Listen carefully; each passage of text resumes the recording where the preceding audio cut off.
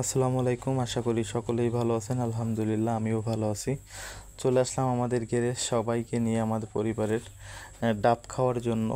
আমার ঘেরে বেশ 4-5টা নারকেল গাছ আছে। একটা গাছে নতুন নারকেল হয়েছে আর কি, সেইগুলো পাড়লাম, খালাম সবাইকে নিয়ে। মাশাল্লাহ খুবই ভালো লাগলো। আর আমাদের ঘেরেও একটু জাল টেনে দেখবো। এই ঝাঁকি জালটা আমি আজকেই কিনে নিয়ে আসলাম, 1500 টাকা নিছে। আপনাদের এলাকায় কেমন দাম অবশ্যই কমেন্ট করে জানাবেন। এই ঝাঁকি জালটা কেনার একটা উদ্দেশ্য মাছগুলো চেক দেওয়া। মাঝে মধ্যে আমাদের জাল আছে কিন্তু জালগুলো নষ্ট হয়ে গেছে, যার কারণে নতুন একটা জাল দরকার ছিল, এই জন্য কিনে নিয়ে আসলাম। আমাদের ঘেরের পানি অনেকটাই কমে গেছে, প্রায় কোমরেরও নিচেই পানি চলে আসছে, যার কারণে আর এখন প্রচুর রোদের কারণে আপনার পানি প্রচুর গরম হচ্ছে। এই জন্য আর কি আমরা যেহেতু সিদ্ধান্ত নিয়েছি আগামী শনিবারে জাল টানবো বড় জাল দিয়ে। কিছু মাছও উঠিয়ে দেব, যেহেতু আমাদের সাদা মাছ আছে, মিশ্র মাছের খামার আমাদের এটা। কিছু কার্প জাতীয় মাছ আছে, এই জন্য মাছ একটু কমায় দেব, যার কারণে শনিবারে জাল টানার সিদ্ধান্ত নিয়েছি। মাশাল্লাহ দেখতে পারতেছেন আমাদের ঘেরের গলদা চিংড়ির রেণু আর কি, দেখতে পাচ্ছেন মাশাল্লাহ ভালোই বড় হয়েছে। তবে এর বড় হওয়ার কথা ছিল আরও, আমাদের এটুক জায়গায় অনেক মাছ ছাড়া, কারণ এই জন্য বেশি একটা বড় হয়নি। আর দেখতে পাচ্ছেন জাল একবার উঠাইছি, মাশাল্লাহ বাগদা চিংড়ি খুবই ভালো আসছে আর কি। আমি ঘেরে নামে যখন হাঁটাহাঁটি করতেছি আমার পা অলরেডি চিংড়ি মাছে পাত নিচেই পড়তেছে মাশাল্লাহ। যার কারণে কিছু চিংড়ি মাছও কমায় দেওয়া হবে আর কি। দেখতে পাচ্ছেন অধিকাংশ মাছেই খোলস দিছে, আর মাছের কালারও মাশাল্লাহ খুবই ভালো, আর পানির কালারও অনেকটাই সবুজ হয়ে গেছে।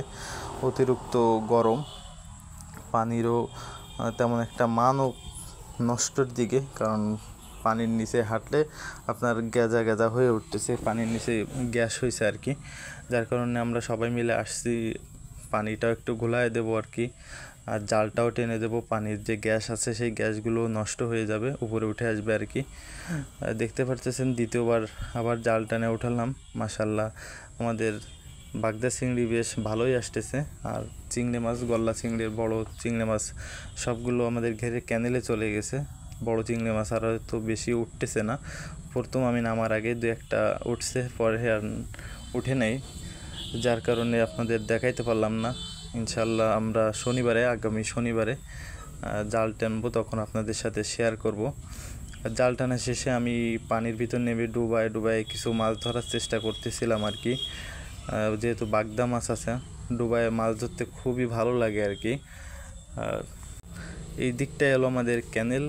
যখন শুকনো সময় আসে আমরা এই জায়গায় প্রথমে মাছের প্রসেসিং করে, নার্সিং করে এই জায়গা থেকেই পুরো বিলে মাছ উঠায় দিই আর কি। সেই জন্য আর কি এই জায়গায় একটু বেশ খানিকটা গভীর, আমি মাছগুলো ডুবায় ধরার চেষ্টা করতেছিলাম বাগদা আর কি। খুবই ভালো লাগতেছিল, কারণ যারা মাছ ধরেন, মাছ ধরার আনন্দটাই একটু অন্যরকম আর কি, ফিলিংসটা। আর যখন আপনি পরিবারের সকলকে নিয়ে আসবেন, ভালো একটা সুন্দর মুহূর্ত উপভোগ করবেন, আসলে মনটা খুবই ভালো লাগে। আর ফ্রেশ আমাদের ঘেরের ডাব খাইলাম আমরা সবাই মিলে। আমাদের ঘেরের এই গাছটায় নতুন ডাব হয়েছে আর কি, আমরা সবাই মিলে খেলাম। দেখতে পাচ্ছেন আমি পানির ভিতর ডুবায় অনেকগুলো চিংড়ি মাছ আর কি ধরছি। এইগুলো সবগুলো হলো আপনার বাগদা চিংড়ি। এটা আমরা যেহেতু আমরা আটন দিচ্ছি, আপনাদের বেশ কিছুদিন বলা হয়নি আমরা কেমন চিংড়ি মাছ পাচ্ছি। আসলে এই গুণে মাছ খুবই কম, কারণ পানির প্রচুর গরম, যার কারণে মাছ কম হচ্ছে। দেখতে পাচ্ছেন আমি অনেকগুলো মাছ ধরছি আর কি ডুবায়। এটা হলো আমাদের ঘেরের গ্লাস কাপ আর কাতলা মাছ। দেখতে পাচ্ছেন এই গ্লাস কাপের ওজন তখন মাত্র 700-800 গ্রাম ছিল, এখন মাশাল্লাহ ভালোই বড় হয়েছে।